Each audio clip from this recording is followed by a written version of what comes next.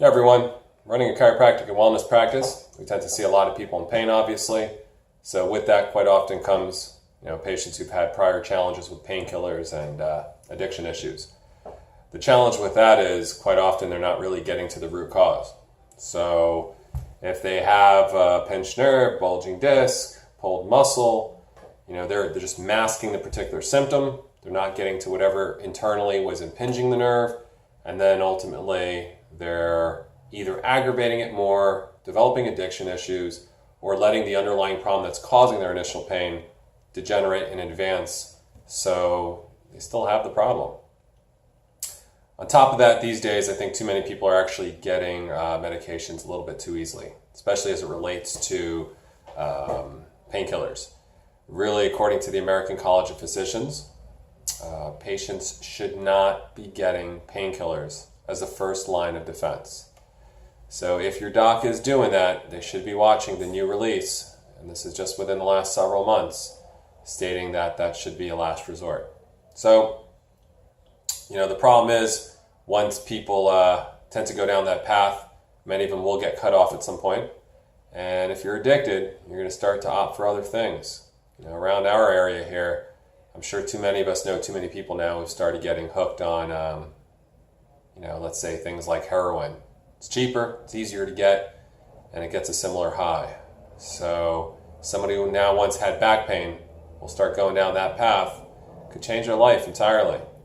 They start seeking stuff, trying to, spend more money on things, and, who knows? We've seen people lose family members over that who can't put up with that and be patient with it.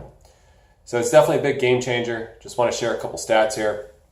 America's 5% of the world's population, and yet we take about 80% of the world's drugs as it relates to painkillers.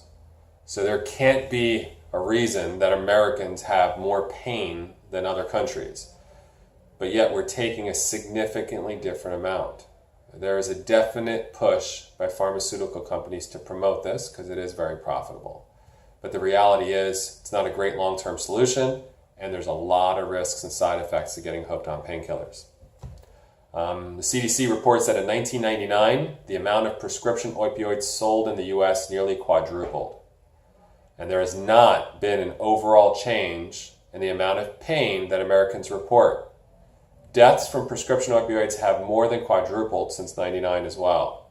Employers are losing production, and in 2011, more than 1/4 of workers' compensation prescription drug claim costs were due to painkillers. Even when driving today, the National Survey on Drug Use and Health revealed 10 million people reported driving on drugs. A CNBC report stated almost half of Americans personally know someone who has been addicted to prescription painkillers.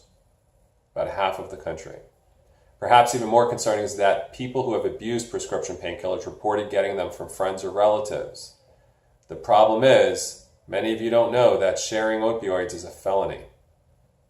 So chiropractic philosophy is advocated for improving function, not solely addressing pain signals, but the concept of wellness, not sickness care, is what's greatly overlooked.